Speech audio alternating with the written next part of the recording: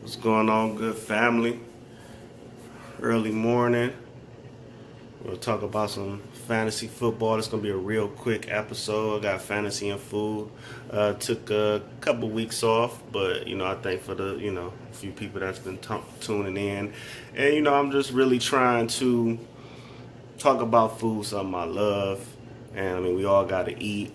And then someone helped me realize, friend of mine realized that there's a lot of people that don't know how to cook, and this is simple stuff that you could cook and it tastes good. You can't taste it, of course, but just simple recipes. And then I'll talk a little bit of fantasy football. I know I'm behind. Haven't really did the NBA review, NCAA review, but I'm just make a real quick show right now. I'm cooking a little steak and I'm gonna break it down. Now with steak, I like to get a little fancy with the steak, with the seasonings, but this is something I say that like people use like a life hack. What you want to do is find you a good steak seasoning. Let's see, I got that on sale. Get you a good steak seasoning. Get you some olive oil.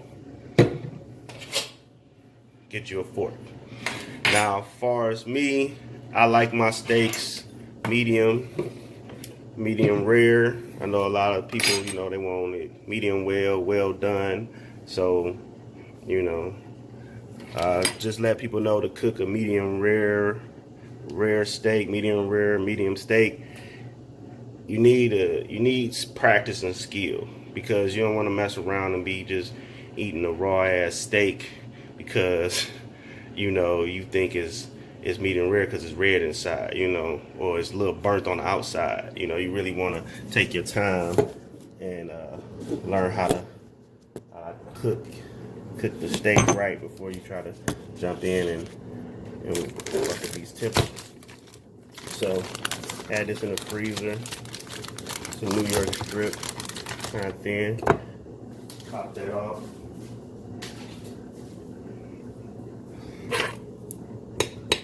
So I'm keeping the fat on. So what I do, some people use meat tenderizer seasoner. Some people get the little hammer, which I don't have. But what I do is just repeatedly poke holes in it. I'm sure somebody might say, don't do that, but this is what I do. And then while you poking it, just touch on it, you'll feel it, getting softer. Flip it over. While you're doing this, because this doesn't take long, you can start heating your pan up. So I'm gonna turn my pan up a little on high right now. So I'm just boop, boop, boop, boop, boop. I'm gonna poke that up. When I throw it in the pan, I'm gonna talk a little fantasy football. This week's gonna be a little different. Take my little steak seasoning. I really like this one. I mean, it might take you a while to find one you like. Of course, you can try to create your own steak seasoning. Usually, I cook my steaks with, salt and pepper, some thyme, some rosemary, some fresh thyme, fresh rosemary, mushrooms, maybe onions, different things. You want to try to coat it really good, even around the sides if you can. Boom. Take a look at that. That camera drop, but take a look at the steak. Can you see it? Where is it at? Steak right there. Hold it up. Got the seasoning on there. Okay. Got the pan. Let me put the little oil or the olive oil in there. For the olive oil, I know some people don't use olive oil. Some people use butter. Pour the little olive oil in there. Let me see if you can see that. Okay. Swish it around. You want to get the olive oil rippling. Let's see. You can see that pan right there. Got my steak. The kitchen in the background. I'll let that sit. Now I'm also going to talk about some fantasy football. Sorry about my camera work. I think the main thing right now, I was saying to myself the other day, I'm gonna throw that steak in there, and then I'm gonna throw that steak in there right there, and then we're don't mind that. So one thing about fantasy football right now, you got 3 type of players. And I'm not talking about, in the fan duels and stuff like that. Right now, oh yeah, you want to turn it to stake down from high to like medium high. So 3 type of players right now. You got the player that's going into week 10. You got the team that knows you already eliminated from the playoffs. You're already done. So I got some advice for those teams. Main thing for you, don't stop playing. Don't stop setting your roster. I think that's really weak and that's really cowardly. Because you're making it harder for other people in the league. For example, you see to yourself that you out of playoff contention, so you're not setting your roster. So say me and somebody else, we tied right now. We both going into this game 7-2, right? And I'm trying to fight. I'm fighting for a playoff spot. We 6-3. So I'm playing against a person that might be undefeated in the league with a super squad, and then the person that I'm tied with plays you, and you got a person on IR in your league, and you got somebody that's in a bye week starting, and and you got 5 starters, and he get an easy game because you don't want to set your lineup because you lost. I really don't like that. I seen one time I had a guy, he dropped his whole team. He dropped all his droppable players, and that was almost kind of good because I picked up some of the players because I caught it. But, don't be that person. Then you got the person that's fighting for a playoff spot.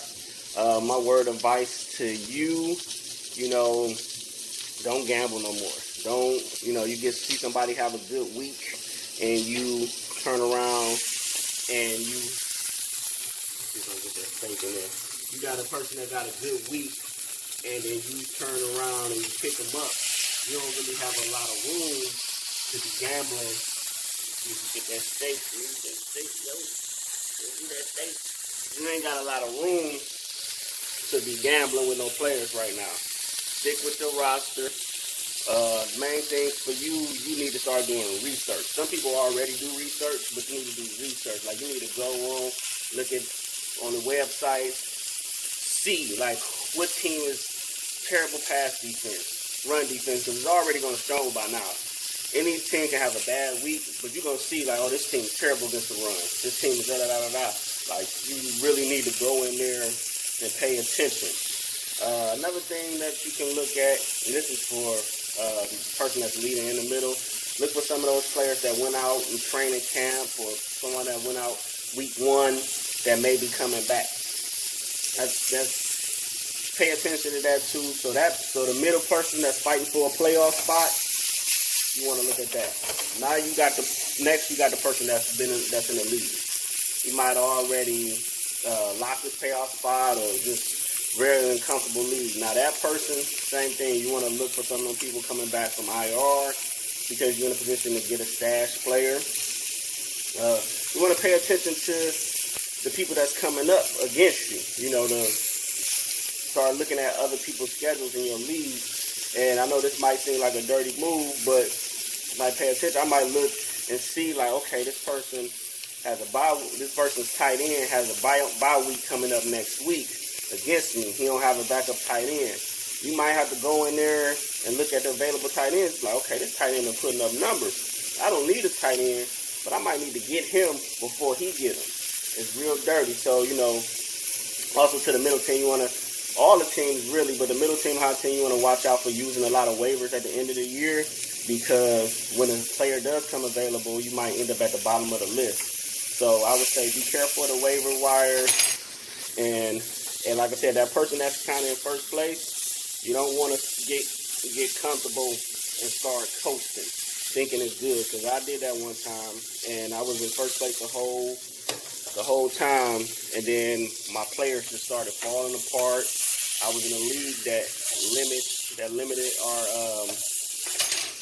limited our acquisitions. So by the time I was at the end of the season and my players started falling apart, I couldn't pick nobody up. But the steak is almost done. I'm gonna be taking this off the pan in a second. I'll be right back. Okay, we got the steak here. Check that out. you see it? Can you see it? You know? I'm gonna cut into it and see what it look like in there. On my Gordon Ramsay. Check that out. Check that color out.